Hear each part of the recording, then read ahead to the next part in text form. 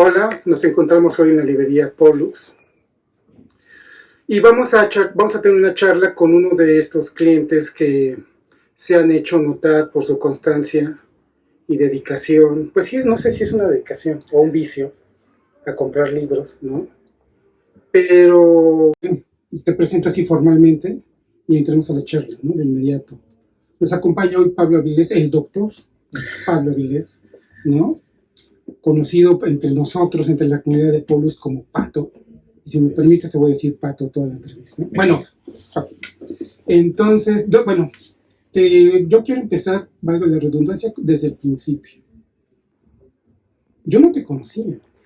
Entonces, cuando llegó estas visitas recurrentes de parte tuya, para ciertos temas de historia, ¿no? De México. Recuerdo mucho que compraste uno de bibliografía mexicana. Así es. ¿No? Una edición rarita del 54, si no mal recuerdo. Y entonces ahí después te enseñé unos libros de Marcas de Fuego, de la Biblioteca de Toluca. Sí. Y empezaste a aparecer constantemente, ¿no? Entonces, algo que distingue a una librería son los clientes frecuentes, ¿no? Y tú, la verdad es que eso lo tengo que decir de nuestra parte, te has convertido en un cliente que respetamos mucho, ¿no? Gracias. Sí, y entonces hoy queremos platicar sobre ti, conocer qué haces, ¿no? Y la verdad es que quiero empezar con un lugar común, pero yo creo que los lugares comunes nos ayudan siempre para empezar, para romper el hielo. Yo solamente te quiero preguntar sobre la torre de Montaigne, ¿no? La torre de Montaigne, que este lugar donde Montaigne era feliz, rodeado de libros, viendo las citas en latín, ¿no? ¿Estás construyendo tu torre? ¿Tienes torres? Cuéntanos. Pues sí, un poco sí. Y me gustaría decir que es un deporte extremo, el libro. A ver, ¿por qué? Bueno, porque uno se puede ahogar bajo el peso de tantas lecturas por hacer, para empezar. Y también, bueno, el libro no es un objeto que no cueste. Entonces tenemos que hacer una inversión bien planeada. Y en ese sentido creo que es un deporte extremo porque presenta muchos retos por todos lados, tanto en la vida personal como en la vida social. Mucha gente cuando ve mi estudio con todos mis libros, dice, ¿a poco los has leído todos? Es una pregunta recurrente. Es una pregunta recurrente. Y les digo, obviamente no. Entonces, ¿para qué los tienes? Exacto. Luego, sé de qué hablan todos ellos.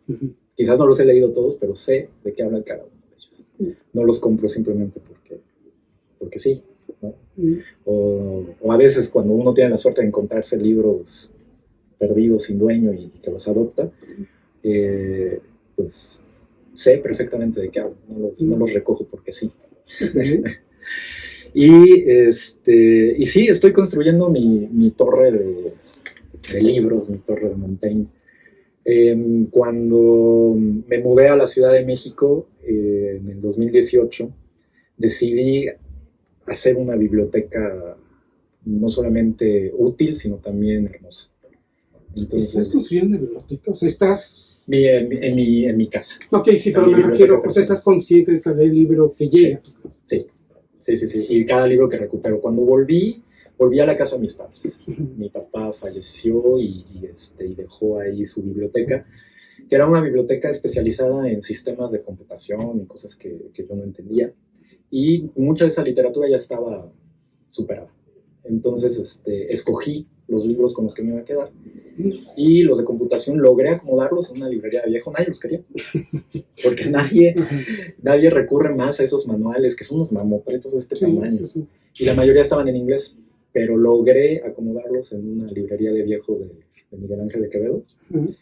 Y los demás me los quedé. Mi papá era muy aficionado a la historia de las ciencias. Entonces había muchos libros de historia de las matemáticas. Había muchos libros de historia de la computación, esos también me los quedé. Y luego vi que durante un periodo compraba muchos libros de la editorial rusa Mir. ¿cómo no? Sí, emblemáticas, sí, Sí. claro, ¿no? Y los empecé a revisar, e incluso si eran de matemáticas o cosas que yo no manejo, me los quedé porque esas ediciones me parecen muy, muy bien cuidadas. Y el español que usan, una editorial que trabajaba en Moscú y que utiliza un español muy, muy, muy, muy, muy correcto, incluso elegante. Entonces, todos esos libros de Mir, de historia de las matemáticas, y también me encantaban libros como este famosísimo de Gödel, Escher y Bach. Sí, clásico también. Que es un clásico. Sí. Creo que lo tenía en 3 o 4 ediciones diferentes. Ahí vamos, perdón por la interrupción. Sí. Tocaremos después el tema del fetichismo de Sí. las ediciones. Sí, pero bueno, te continúo. Detecté varios fetiches en la biblioteca de mi papá. Entonces, este libro es uno de ellos. Los libros de Carl Sagan son otros. La historia del tiempo de Hawking también lo tienen 2 o 3 ediciones. Y luego también se agregó lo que mi mamá, que todavía vive, pero ella se mudó a San Luis Potosí, dejó ahí en este departamento, que son sobre todo novelas de Virginia Woolf, algunas más recientes como de Guadalupe Nettel. Entonces, todos esos, esta biblioteca es como una especie de tutti frutti, hay un montón de temas. Y luego pues llegué yo con mi biblioteca y luego mi esposo con su biblioteca y entonces las estamos reuniendo y poquito a poco estamos tratando de organizarla.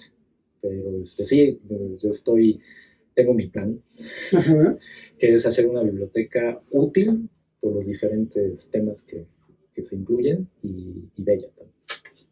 O sea, estás dedicado a la casa de libros. O sea, lo que digo, lo estoy diciendo porque por lo que acabas de decir, tú estás familiarizado con las librerías de viejo. Desde muy joven. Sí, cuando estudié la carrera de historia, soy historiador de la UNAM, también trabajaba. Y entonces disponía de un dinerito para poder comprarme algunos de los libros que... Eso siempre es importante. Sí. El dinero siempre es importante. Sí. Y sobre todo si uno quiere hacerse de su propia biblioteca. Que bueno, ahora además de las bibliotecas físicas, de las bibliotecas públicas, contamos con las digitales también. Pero a mí desde pequeñito se me hizo este fetiche, ¿no? de libros. Siempre hubo libros en casa, siempre. Y luego ya en la carrera, en historia, descubrí las librerías de viejo, ¿no? Primero las de Miguel Ángel de Quevedo, porque estaban cerca de la facultad, y más tarde las de aquí del centro, sobre todo la clásica cita que es Donceles. Sí, claro. Y ahí conseguía varios de los libros que venían citados en las bibliografías de mis profesores y me emocionaba. Claro. ¿No? Cuando encontré, por ejemplo, me acuerdo muchísimo que encontré una edición de bolsillo de Ganshof, que es el feudalismo. Y lo encontré y en ese momento no tenía ya dinero para comprarlo, entonces lo escondí detrás, en la parte alta, y esperé a que llegara mi siguiente salario, así todos los días rezando porque nadie encontrara ese Ganshof. Y cuando recibí mi cheque y pude cobrarlo, finalmente fui corriendo y lo encontré. Y me lo pude llevar. O sea, fue una treta Sí. sagaz, ¿no? Así esconderlo. Sí. Y ahora ese Ganshof está ahí en su lugar, ¿no? Perfectamente. Mira, yo cuando estoy empezando a escucharte y a conocerte, me queda claro que cada libro que va llegando a tu biblioteca tiene una historia, ¿no? Sí. Aquí podríamos estar 1001 noches, ¿no? Y de la mayoría me acuerdo. Qué bueno. De la mayoría de los libros me acuerdo. Por ejemplo, cuando compré los documentos cortesianos de Martínez, esta edición bonita en caja de cartón, la biografía, todos los documentos, etc. También estaba en la facultad y me acuerdo que tenía la disyuntiva. O acabo la semana o me compro los documentos cortesianos. Y decidí comprarme los documentos cortesianos y comí lechuga toda la semana. El deporte extremo que mencionas. Ese es el deporte extremo. Es decidir más por los libros que por las cosas, básicas. Sí. La canasta básica, ¿no? Eso. O sea, sí lo has hecho varias veces. Sí, lo he hecho. Pero esa semana me la pasé hojeando los documentos cortesianos con una delicia. Con mi lechuguita al lado. Eso fue una gran lectura entonces, ¿no? Sí. Muy sana entonces, ¿no? Eso creo que muy en nuestros tiempos de cultura digital, se entiende poco ya el fetichismo, ¿no? Sobre los libros. No lo sé, No sé, fíjate. a ver, dime. Yo creo, yo estoy bastante abierto a los libros digitales, a los PDFs. Tengo una biblioteca digital bastante ¿Qué grande. significa una biblioteca digital? ¿Cuántos libros tienes? ¿Tienes No Kindle? sé. Tengo 1 tera de libros, 1 terabyte de libros y artículos. Porque cuando trabajé en una biblioteca, en algunos de mis turnos consistía estar en la parte de atrás de la sala de lectura, donde había una fotocopiadora que también digitalizaba. Y entonces cuando llegaban los libros que los lectores pedían, pues yo me encargaba de llevarlos hacia los anaqueles para que los pudieran tomar. Y algunos de ellos me llamaban la atención. Ajá. Entonces, por alguna extraña razón, es decir, por mí, Okay.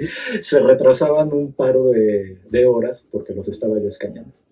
O sea, aplicaste la misma estrategia del libro que escondiste. Sí. La misma, es prácticamente la misma. Exacto. Okay. Y entonces los escaneaba y luego ya los llevaba a su lugar donde debían estar. Pero yo ya me llevaba la copia digital.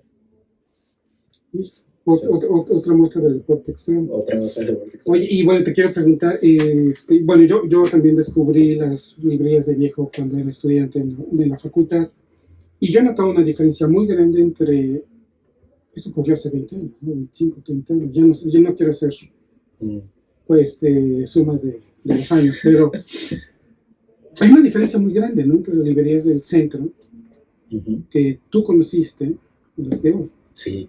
Muchas han cerrado. Sí, pero ¿qué te parece el escenario? O sea, yo la verdad es que ya he dejado de visitarlos porque ya no encuentro nada. Ya dejó de ser el lugar de encontrar ahí, de sentirse orgulloso de los hallazgos, ¿no? Sí, pues sí, yo también las he visitado poco, en principio porque cuando volví a la Ciudad de México, poco después empezó la pandemia, entonces todo se cerró y fue este tiempo extraño, ¿no? De que nadie sabía nada. Pero poco antes había ido, sí había encontrado 2 o 3 cosas, pero el cambio más grande que encontré fue que aquellas librerías que yo había visitado, ya me acuerdo los nombres, pero me acuerdo que había varias cerca del cruce con Palma, sí, que ya no existen. Sí. Había otras, pero con literatura que a mí ya no me interesaba, ¿no? Literatura más juvenil, que yo ya, pues sí continúo leyendo, pero los nuevos títulos los conozco menos. Y sobre todo que cuando fui a ver, pues estaba tratando de buscar, de encontrar libros para mi trabajo. Y efectivamente encontré poco, pero lo que más me llamó la atención fueron los que se fueron, las librerías que se fueron. Que yo me acordaba y pues llegué y ahora pues, una lonchería aquí. Una óptica. Y pues después con el paso de los años uno se queda pensando a lo mejor pues, está más adelante o está más atrás y no las encuentras. Ese fue el cambio más grande que encontré, ¿no? La desaparición. La desaparición, el cambio de algunos locales. Okay. Y bueno, tengo que hacer la pregunta obligada. ¿Cómo llegaste a Pollux? Cuéntanos, ¿cómo estuvo tu opción de llegar aquí la primera vez a Pollux? Ese fue el otro cambio que también noté y que creo que ¿cómo se dice? Se catalizó por la pandemia, por medio de las redes sociales. Porque también pues, todos nos encerramos, ¿no? Sobre todo al principio, los que podíamos. Que también hay como estas 2 velocidades, ¿no? Paréntesis, hay como 2 velocidades en la pandemia. Los que nunca pudieron dejar de salir, y tuvieron que salir a pesar de todo, y los que tuvimos la suerte, que es un privilegio realmente, de poder quedarse en casa. Entonces cuando me quedé en casa, de repente pues, estos algoritmos misteriosos de las redes sociales empezaron a aparecer cada vez más librerías en línea. En mi hilo de actualidad de Twitter, de Instagram. Sí, te sientes vigilado, ¿no? O elegido por el algoritmo. Ese es un buen acercamiento. ¿Vigilado o elegido? No lo había visto así. Me gusta, ajá. Porque una compañera del Instituto de Investigaciones Bibliográficas, donde trabajo, que llegamos prácticamente a las mismas fechas, empezamos a platicar y teníamos más o menos el mismo sentimiento, ¿no? O sea, acabamos de llegar y nos tenemos que encerrar. Ella llegó de Monterrey. Y entonces yo creo que a partir de esa plática el algoritmo lo ha de haber detectado. De una conversación. Ajá. Ajá, en mensajes privados de Twitter. Y entonces aparecieron varias librerías, entre ellas Porks, ¿no? Apareció también la murciélaga, el rinoceronte, el desastre, que además todos tienen nombres fabulosos. Pollux, y otros que no tienen un local físico, Sí, que es pero más virtual. que también venden. Y también por medio de Mercado Libre, ¿no? Muchas de estas librerías tienen su portal en Mercado Libre. Y entonces hubo como no sé si llamarlo un boom, pero un mini boom por lo menos, de ventas en línea de las librerías. Eso es cierto, sí. Entonces, eso a mí me demuestra que las librerías son muy adaptables, ¿no? Saben sobrevivir. Y el mercado del libro en México, en particular en las librerías viejas, perdón, en las librerías independientes, se centra en libros viejos, en libros de segunda mano. Sí, sí, sí. ¿No? Como falta una ley de precio único que sí existe en otros países, creo que la competencia para las librerías independientes está más bien en libros de segunda mano. Sí. Porque las librerías grandes, las grandes cadenas, se comen todo el pastel. Y es imposible, o muy pocas librerías independientes pueden competir. Entonces, pero creo que eso es un placer también, ¿no? Encontrar aquellos libros que uno andaba buscando desde hace mucho, que vio pasar, o que no bastó esconderlos detrás, y reencontrarlos aquí. Sí. Y entonces llegas a Pollux, yo te recuerdo por haber comprado esa pieza de bibliografía mexicana, sí, pero no sé si habías llegado antes. No. ¿O esa fue la primera vez que subiste aquí? Esa fue la primera vez, me apareció en Instagram. Repito, que se llama algoritmo extraño. Entonces me apareció y ni siquiera estaba suscrito a la página de Pollux, me apareció. Y entonces lo vi rápidamente y dije, esto es algo que me interesa. Yo. Ajá. Sí, pusiste yo. Ajá. Y entonces ya los contacté y efectivamente es una colección de conferencias, un librito así chiquito. Sí. Y con ensayos muy interesantes precisamente sobre historia del libro. Sí. Y justamente estaba buscando cosas sobre el siglo XVI en México, que es un tema complicado por la falta de fuentes y por algunas ediciones que son raras. Entonces, los expertos tienen que andarse con mucho cuidado para hablar seriamente del siglo XVI mexicano. Y ese librito traía una conferencia del siglo XVI. Sí recuerdo el libro, sí. De hecho, ese libro, bueno, era mío, pero sí recuerdo ese ensayito. Sí. Y bueno, y esto me lleva a hacerte la pregunta. Una vez que llegas a la librería, ¿qué libro te ha sorprendido encontrar aquí? Que yo, en particular, uno que no me puedo llevar. No, esa es una historia triste. Es una historia triste, sí, de corazones rotos. A ver, ¿cuál es? Una de... Para ponerla en el radar y tratar de buscar también. Sí, por favor. Okay, ¿cuál es? Es una historia, no recuerdo bien el título, pero es de Finlay, de Moses Finlay. Una historia es cierto, sí. De la Grecia antigua. Sí. Porque, bueno, además de trabajar en el instituto, también doy clases de historiografía. Y entonces me interesan mucho, pero muchísimo, los libros sobre historiografía. ¿Dónde das clases? En la UNAM, en la Facultad de Filosofía y Letras, en el Colegio de Historia. Y entonces, pues me interesa muchísimo todas estas obras, ¿no? Me interesa Mobiliano, me interesa Finlay, me interesa José Gavos, me interesa todos estos grandes historiadores. Bueno, para hacer historiografía hay que tener un poco de filósofo. Sí. Y pues Finlay es uno de los raros, no sé por qué el Fondo de Cultura dejó de dedicarlos. Shotwell, Historia de la Historia Antigua de Shotwell, me costó muchísimo trabajo encontrarlo. Entonces, pero Finlay, ustedes lo tenían y me lo ganó alguien, algún elegido, como dices tú. Pero otro que no me esperaba encontrar. Exacto. Pasemos de la historia trágica a una historia de encuentros, ¿sabes? Uno de Antonello Yerbi.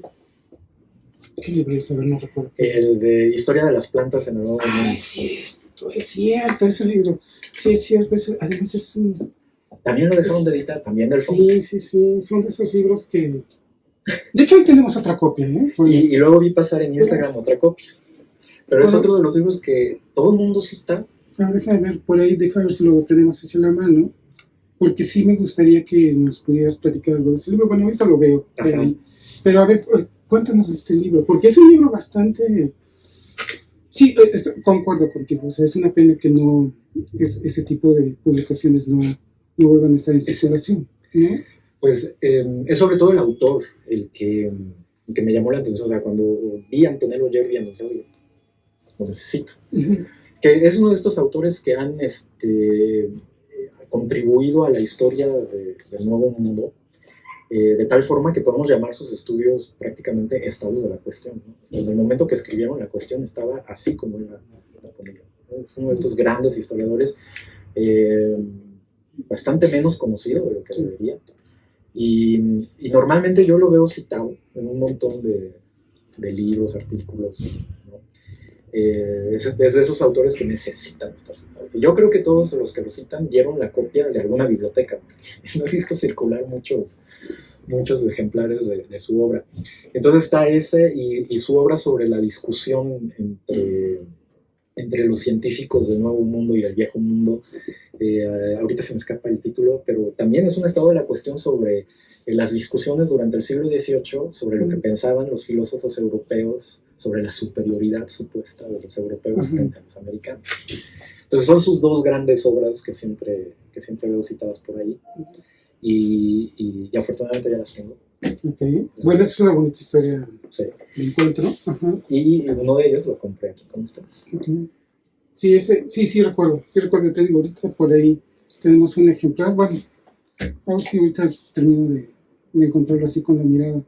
Y entonces, regresando al tema de tus clases, ¿tu especialidad cuál es? Yo tengo un doctorado. El doctorado tiene un título muy largo, pero en realidad es un doctorado en historia. Y más o menos el título que le dan donde estudié es doctor en historia del mundo y de las civilizaciones antiguas y modernas. Pero en realidad soy historiador. O sea, ¿te gustan los deportes extremos? Sí. Y obtuve el doctorado con una tesis sobre la Revolución Francesa. Y en París. En París. Estudias en París. En la Escuela de Altos Estudios en Ciencias Sociales. En París. Que también me tocó una época rara, o más bien interesante, cuando llegué a París para la escuela. Que la escuela estaba en el barrio latino, ¿no? Donde estaban la mayoría de las escuelas hasta hace poco, de las universidades. Eso ya está cambiando muchísimo. Y la escuela ocupaba un edificio que resultó haber sido construido con materiales cancerígenos, con asbesto en particular. Entonces tuvieron que remodelarla completamente. De un año para el otro la escuela se encontró huérfana del edificio. Y entonces encontraron un edificio cerca de la Biblioteca Nacional de Francia que había pertenecido a France Telecom, la compañía de comunicaciones. Y France Telecom la había dejado por una historia muy, muy, muy triste. Porque había habido suicidios en ese edificio por casos de estrés extremo. Y fue todo un tema, fue todo un debate en Francia, porque las condiciones de trabajo de la empresa llevaron a varios empleados a suicidarse en las instalaciones de ese mismo edificio. Y ese fue el edificio que llegó a comprar la escuela. Entonces, pues nadie estaba muy contento, además que el edificio estaba arreglados de manera empresarial. Nadie se veía dando clases en ese edificio, ¿no? Ya sabes, con cristales transparentes y pasillos, todo así muy e-working, como se acostumbra ahora. Pero bueno, había que hacerlo. Y una de las ventajas de ese nuevo edificio es que estaba al lado de la Biblioteca Nacional. Entonces, por salas de lectura, me pagaba. Y entonces fue muy interesante ver cómo una escuela que ya tiene cierta tradición en la Academia Francesa tuvo que amoldarse, tuvo que adaptarse a esas nuevas circunstancias.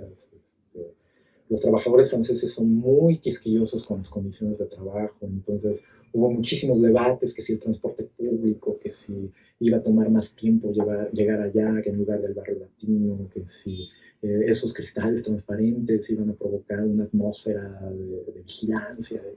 Debates muy interesantes que deberíamos tener también acá en México, ¿no? Y entonces eso fue muy enriquecedor, ¿no? para mí cuando llegué allá a estudiar. Y la cercanía con la biblioteca. Y la cercanía con la Biblioteca Nacional, que estaba al lado. Sí, o sea, la calle siguiente ya era la Biblioteca Nacional.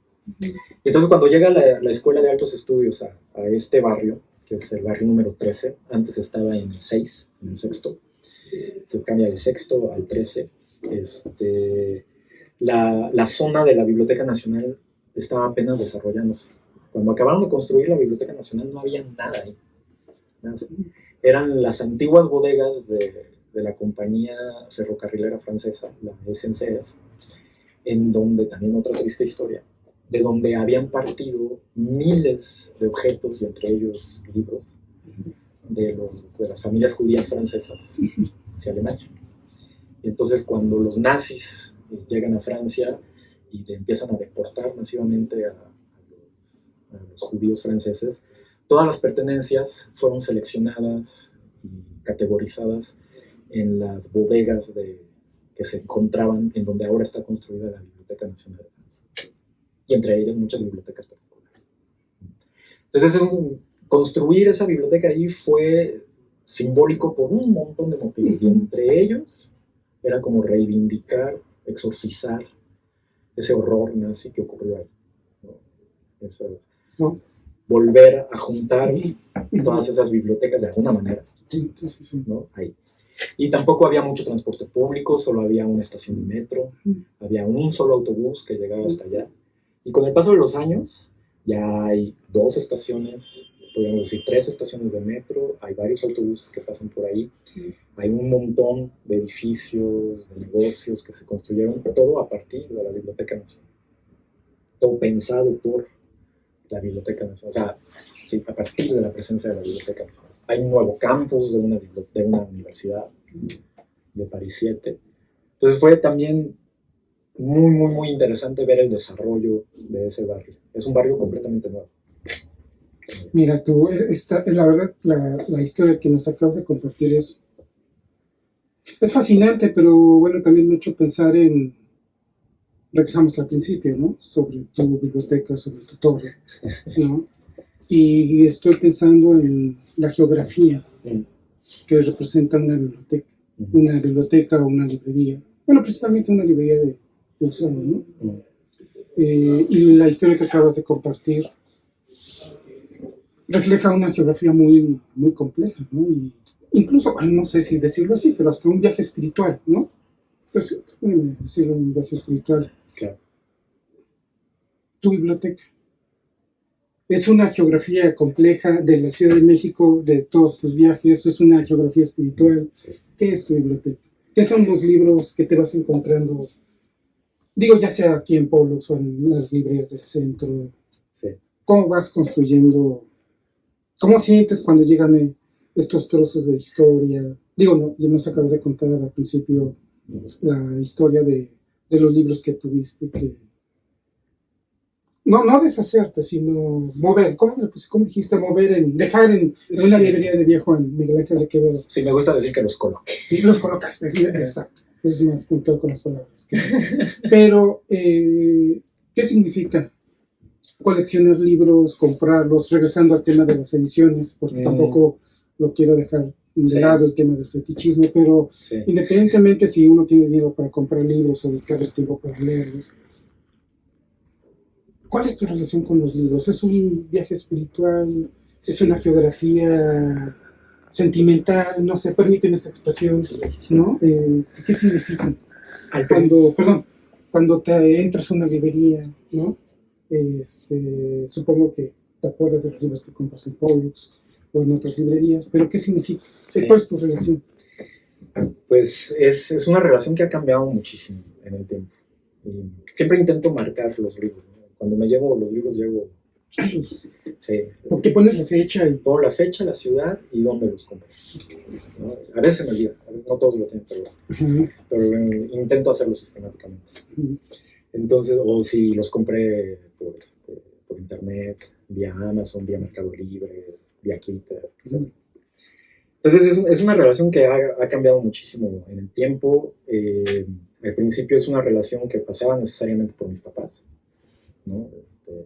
Nuestros papás nos leían mucho, a mi hermano y a mí, en la noche, y eso fue muy, muy, muy importante.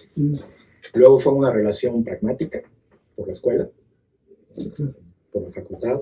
Entonces hay muchos libros de los que me deshice porque simplemente me sirvieron durante un momento y ya. Por ejemplo, cuando estudié Derecho, también estudié Derecho, los códigos, los manuales, todo eso pues ya están desactualizados o están tan usados que ya pasaron a mejor vida.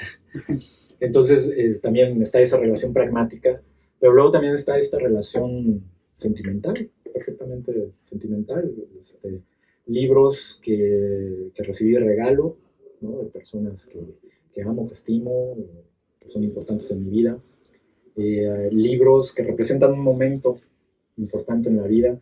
Por ejemplo, la primera vez que leí El vino de los bravos fue una epifanía. Entonces tengo el libro que compré en aquella época y otro que les compré a ustedes también.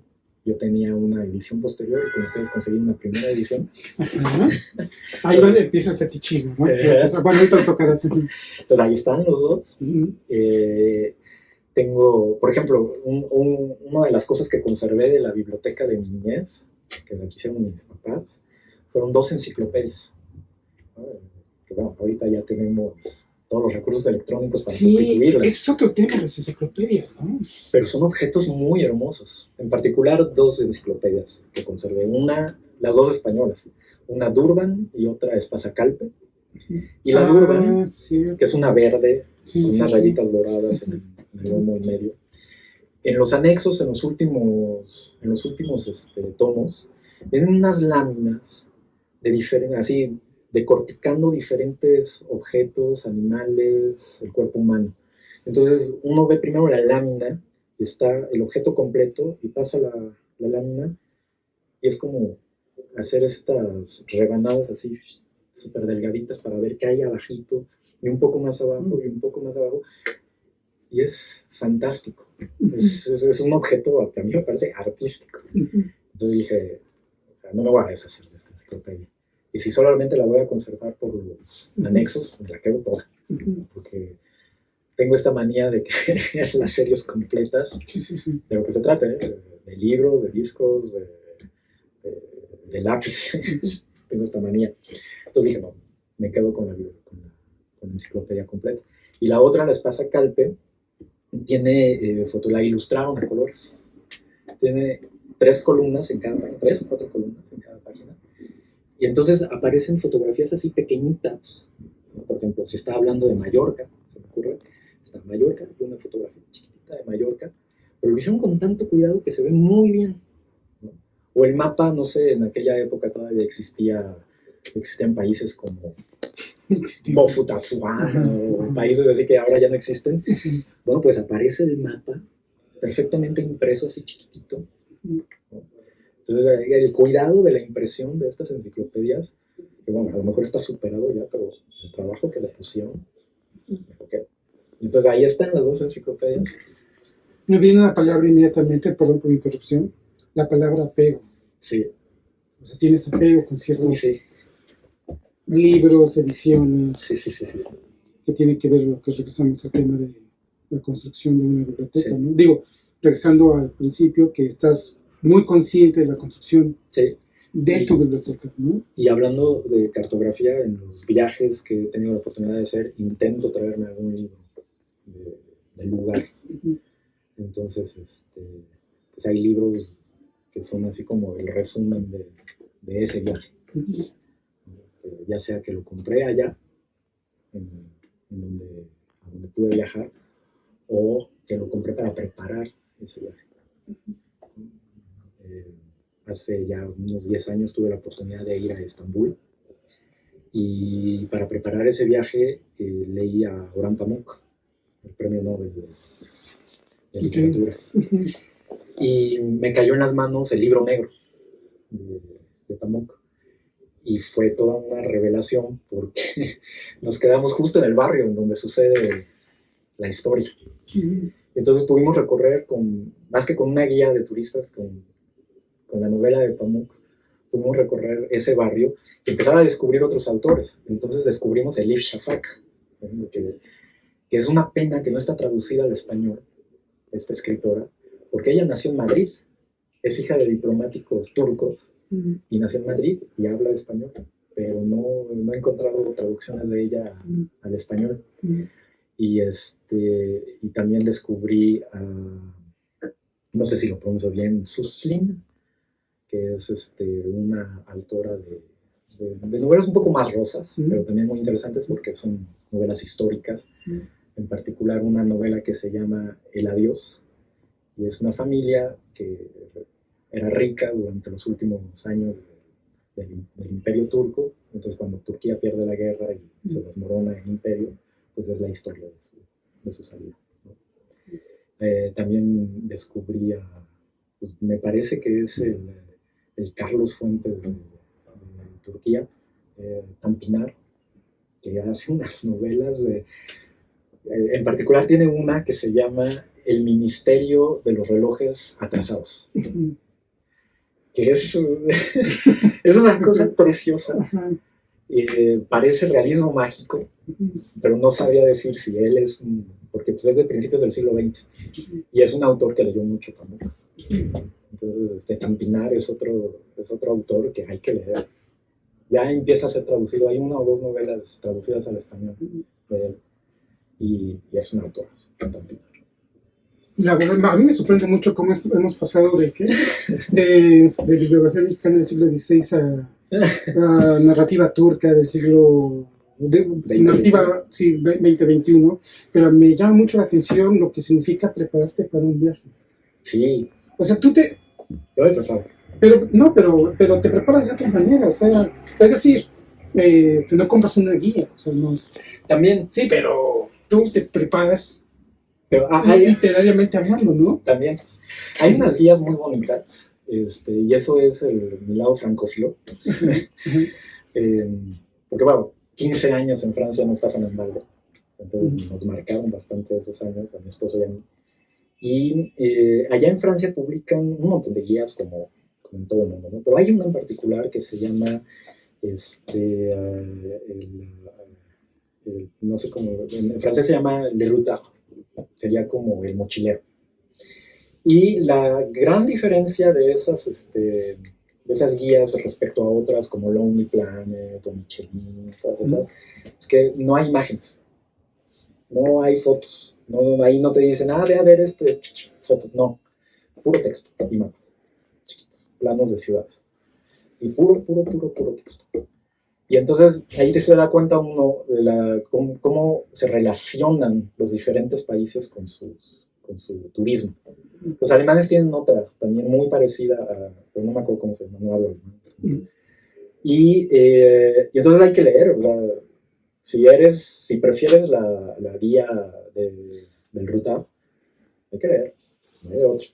Y hacen muy buenas guías. O sea, te dicen, si quieres comer bueno, bonito y barato, la ciudad que te guste, en Zanzíbar, en Washington o Moscú. Entonces vete al barrio tal, no tengas miedo, aunque no tenga luz. Y entonces ahí toca 3 veces y pide por fulano y ahí te va a costar tanto y una excelente comida. Ahora, si quieres comer acá muy, pues vete a tal lugar, o sea, hay como para todos los presupuestos. Y también para las atracciones turísticas. Cuando fuimos justo a Estambul, en una de las notas sobre qué visitar, pues sí pasa, ¿no? Los grandes lugares que hay que ver, Santa Sofía, los restos romanos, y, no sé, los palacios y tal. Pero había una nota que dice, si llegas a este lugar, vas a ser uno de los pocos. Es la Mezquita Azul, pero no la confundas con la Gran Mezquita Azul, sino con la Mezquita Azul del lado asiático. Y pues resulta que sí, siguiendo las instrucciones ahí medio raras, llegamos a una mezquita, así chiquitita.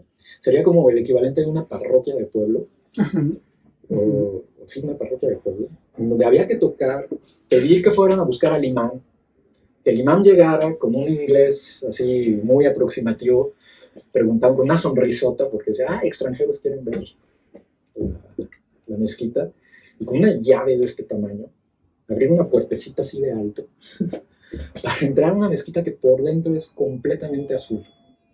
Una preciosidad de no sé qué siglo, antiquísimo, y que otro tipo de guías no tiene.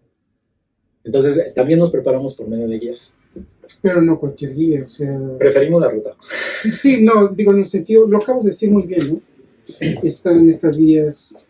Muy ilustradas, que también son buenas. Sí, las regulares, ¿no? Sí, la foto y tómate un café en tal lugar, comes esto y puedes ir a este lugar, a otros lugares.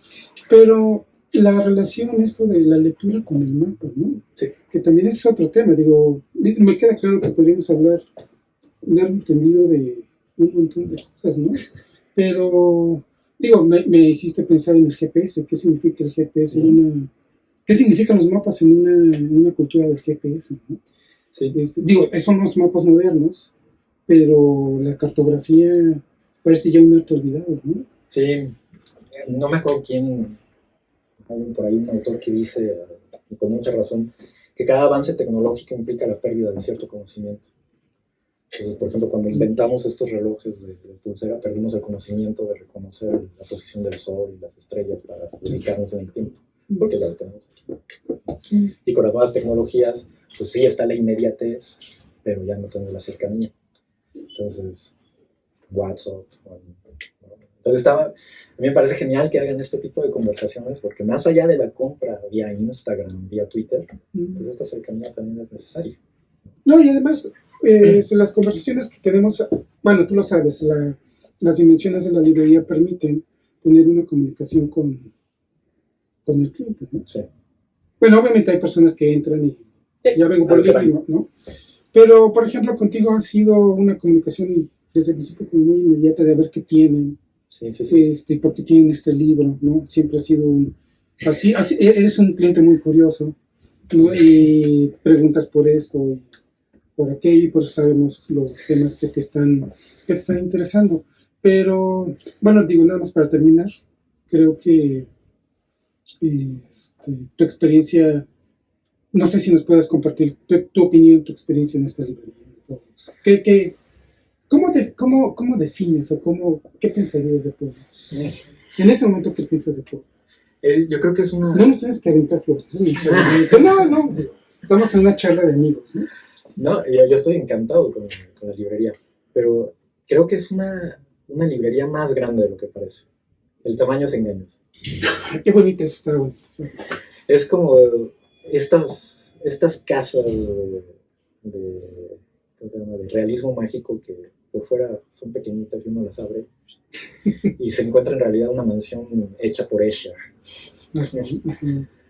con escaleras que van a todos lados y gente caminando de cabeza, porque aunque el local aquí es pequeño, sí. Creo que tiene muchísimo más, pero 10 veces más de lo que se ve aquí.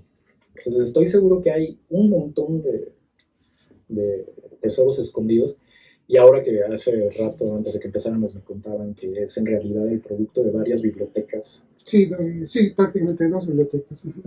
Que se reunieron. Pues también refleja la vida de ustedes, ¿no? Lo que habían leído, lo que habían elegido. Cada biblioteca particular es una declaración de principios. De eso estoy convencido. Por muy pequeñita o muy grande que sea. Entonces, esa declaración de principios se puede explorar por aquí. Es una declaración de principios. ¿Y cuál es la declaración de principios tuya? De la tuya. Yo creo que ahorita sería la nostalgia de Marco Polo. La nostalgia de Marco Polo. Sí, muchas veces ¿Te gusta navegar en librerías de viejo? Sí, y me gusta recordar también. Okay.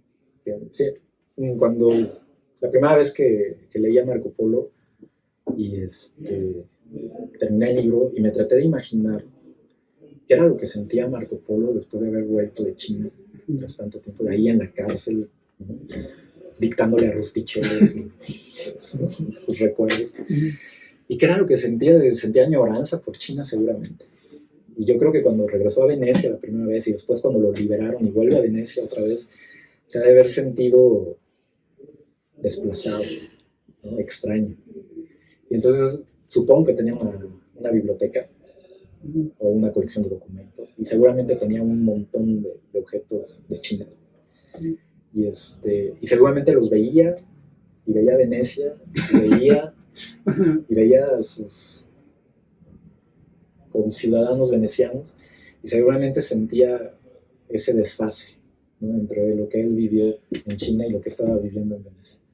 Entonces esas bibliotecas, y creo que la mía también, refleja ese sentimiento.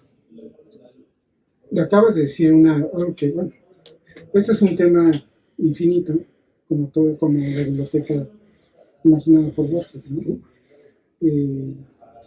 Lo que acabas de mencionar sobre estas bibliotecas que son, ¿cómo dijiste? Desfase, ¿no? Uh-huh.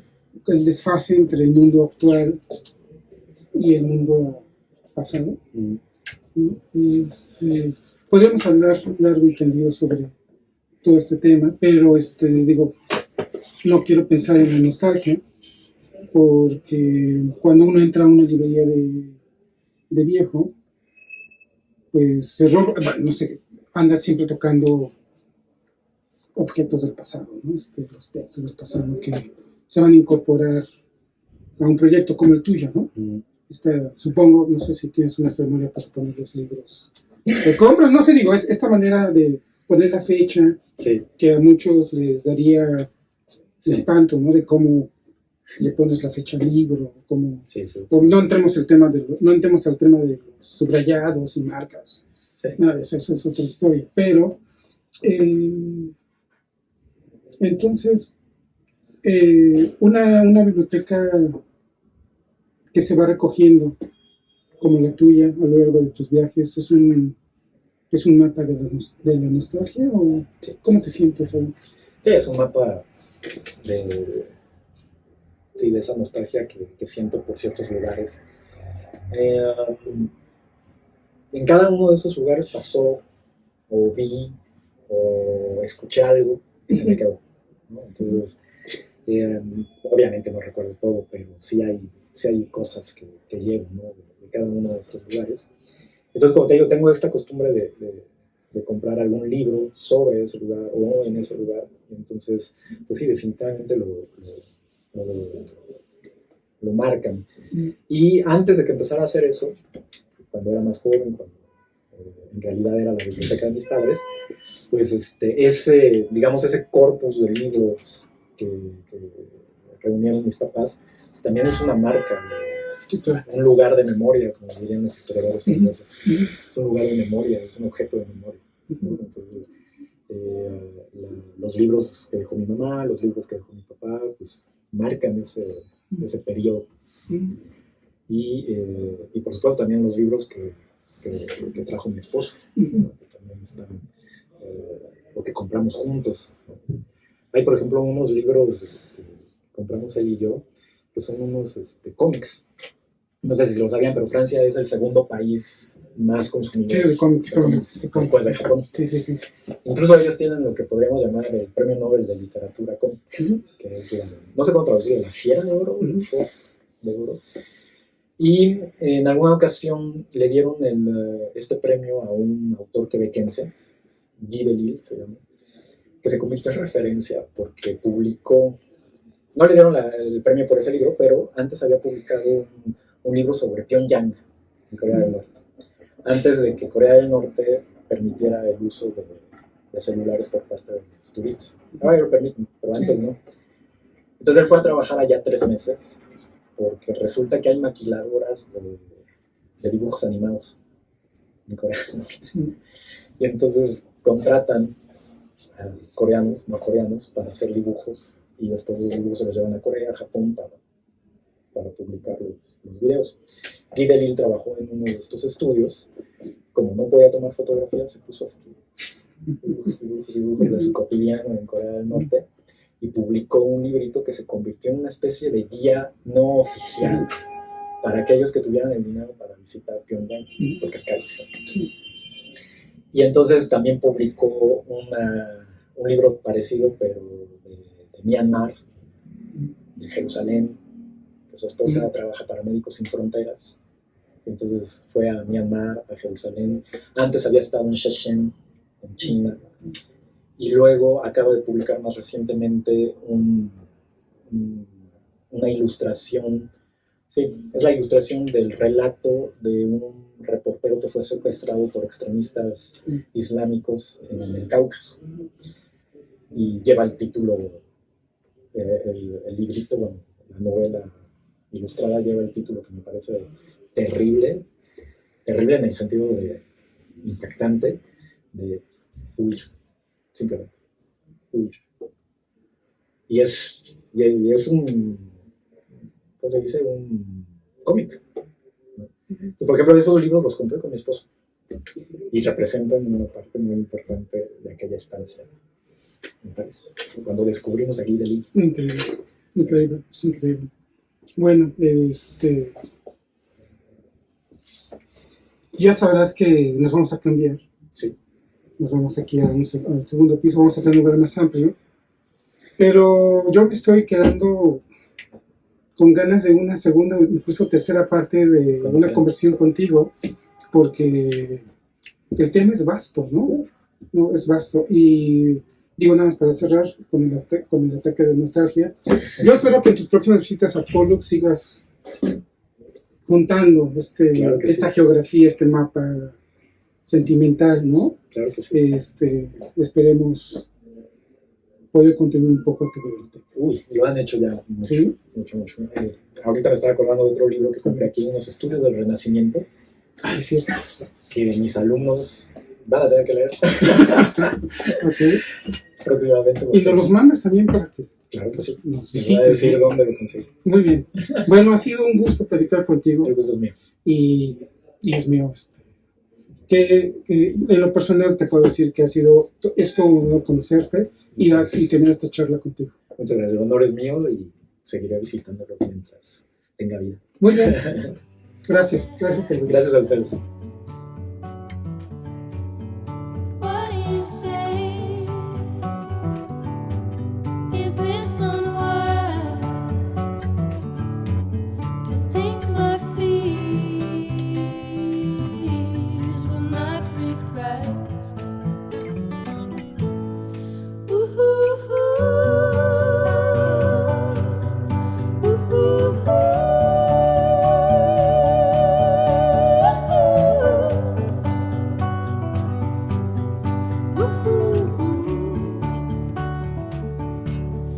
Can't be late. It's a rising tide, like an hour.